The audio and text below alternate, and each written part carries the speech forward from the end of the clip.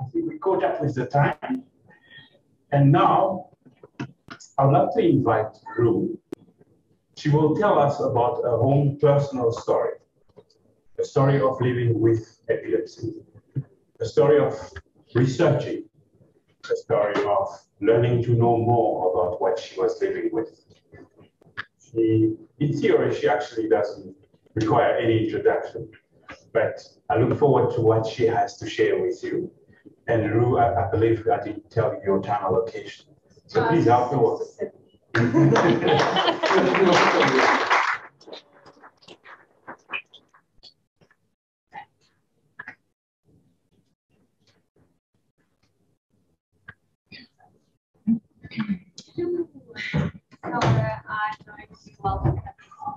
But this isn't about me, you know.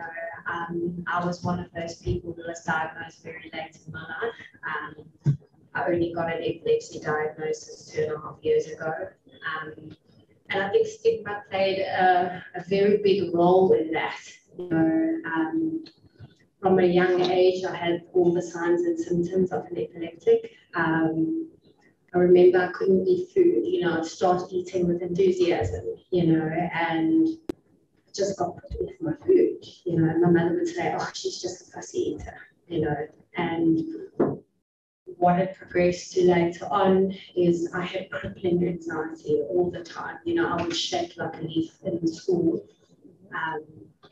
And I think it's important for me to tell you guys my entire journey.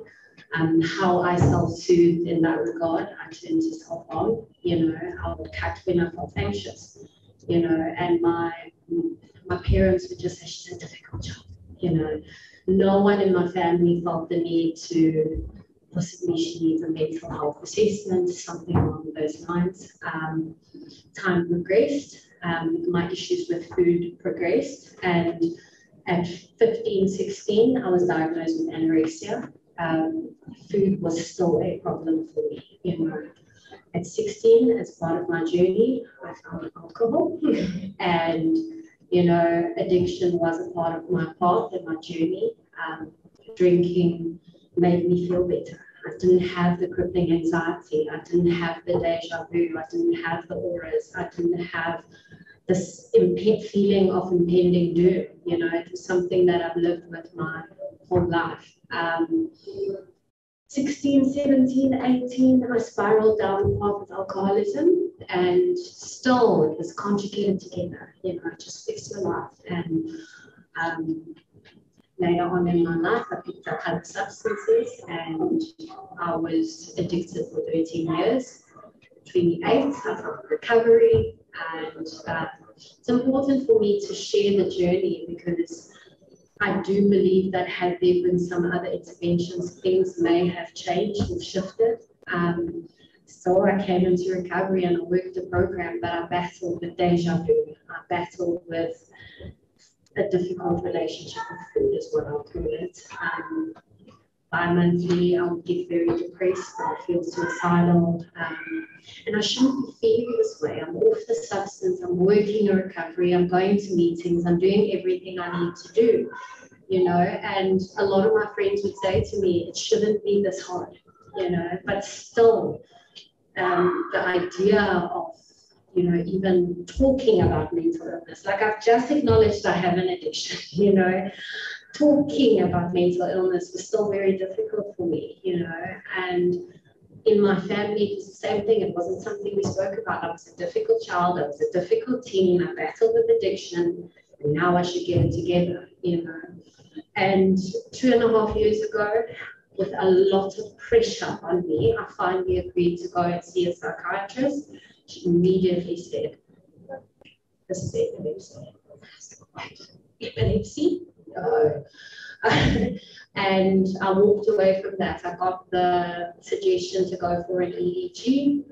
It took me about 3 months to do it because it was such a big thing. What if they find something wrong? You know, eventually I did an EEG. I was diagnosed with epilepsy, and I started the journey of me getting to a place where it was okay to be an epileptic. It was okay to have a mental illness. The funny thing is, when I was diagnosed with epilepsy, I picked up the phone and I spoke to my mum, and you won't believe what this psychiatrist has said to me. I was like, oh, I was diagnosed with epilepsy in '94.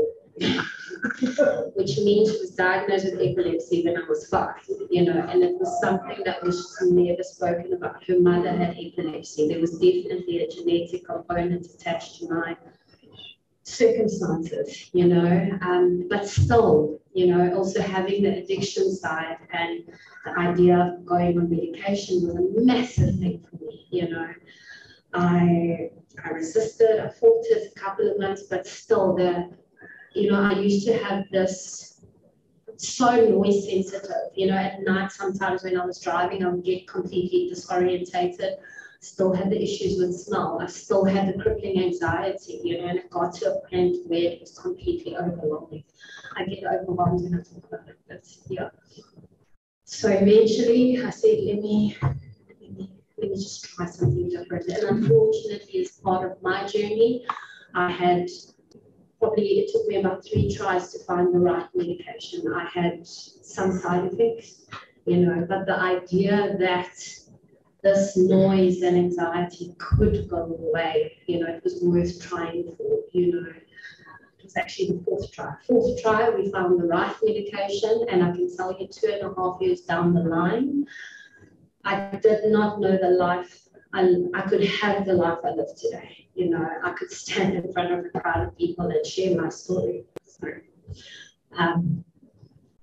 getting comfortable talking about the addiction, you know, that was one thing, because finding the recovery was freeing for me, and being able to also talk about the epilepsy. So I'm here, I'm alive, I am employable, I am happy, I'm so anxious, but I'm here and I'm able to do this stuff, and I'm just so grateful for the way the cards fell in the right direction and to be here to share. So if something doesn't feel right, you know, no matter what other people say about it, like, go, there's help out there. And I think that's how I leave it. Thank you.